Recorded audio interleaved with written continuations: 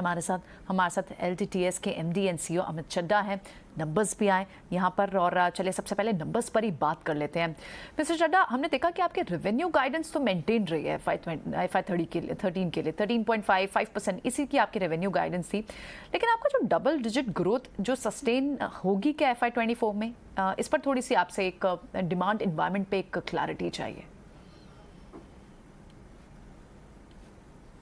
मुझे आज चैनल पे लेने के लिए शुक्रिया, thank you so much. Demand environment जो है आज दिख रहा है हमें कि डिमांड एनवायरनमेंट स्ट्रांग है और हमें इसमें अभी कुछ बढ़ोतरी कमी आती नहीं दिख रही है। इनफैक्ट मैं आपको कुछ डेटा बताता हूँ।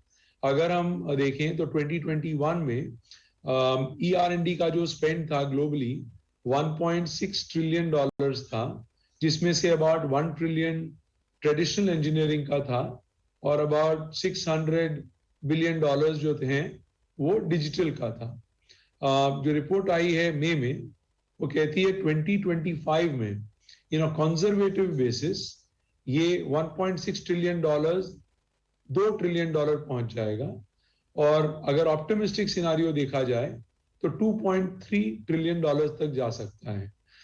जैसे कि ये रिपोर्ट से जाहिर है कि जो डिमांड है उसकी कमी नहीं है, बट ये जरूर है कि जो डॉलर स्पेंड हो रहे हैं, यूरो स्पेंड हो रहे हैं, उनका कलर चेंज हो रहा है।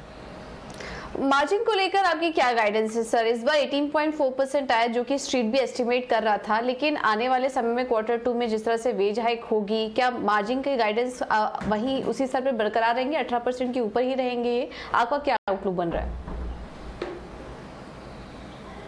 अगर जैसे कि हमारे रिजल्ट से आपने देखा, हमारा PAT जो है, तो पहले रेवेन्यू जो है वो रुपी टर्म्स में 23.4% इंक्रीज हुआ, quarter on quarter about 7% increase था। डॉलर टर्म्स में कांस्टेंट करेंसी देखा जाए तो 20% इंक्रीज था एंड 4.2% सिक्वेंशियल इंक्रीज था।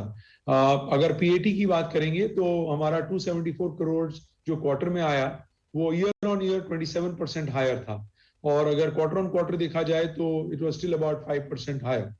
Now this was in spite of some wage corrections, some employee ring fencing costs that we have incurred, that we'll continue to incur in Q1 onwards. So having said that, Q2 में हमने wage increase देना है हमारे employees को, letters जा चुके हैं mostly लोगों को, and that cost will hit us in Q2. It's an industry phenomena, but there are some avenues in terms of rate increases with clients, in terms of utilization improvement, in terms of pyramid improvement जिसपे हम काम कर रहे हैं। हमारा aspiration है कि हम 18% कॉरिडोर में रहें for EBIT। Having said that, we will try our best for the Q2 and see what we can do, but we do believe that medium term we will remain in the 18% EBIT range as we move forward. Mister Chadha, let's talk about deal wins and deal pipeline. आपकी deal pipeline तो काफ़ी ज़्यादा बड़ी है, काफ़ी आकर्षक भी नज़र आ रही है। इसे सस्टेन करने के लिए आप क्या कुछ कर रहे हैं और साथ ही मोमेंटम, प्राइसिंग ऑन डील्स किस तरह से नज़र आ रहे हैं? In terms of pipeline deal wins, हमारे जो डील विंस थे, एक 100 मिलियन का डील नहीं था like we had last quarter, but एक 50 मिलियन का डील था, और उसके बाद हमारे पास 4 15 मिलियन के डील थे और 2 10 मिलियन के डील थे। Overall the pipeline, the deal closure was best ever in terms of deal bookings like last quarter. If I look at Q2 and beyond in terms of pipeline, our pipeline is bigger and I do have confidence कि हम ये deal momentum को maintain कर पाएंगे। Now I come to margins.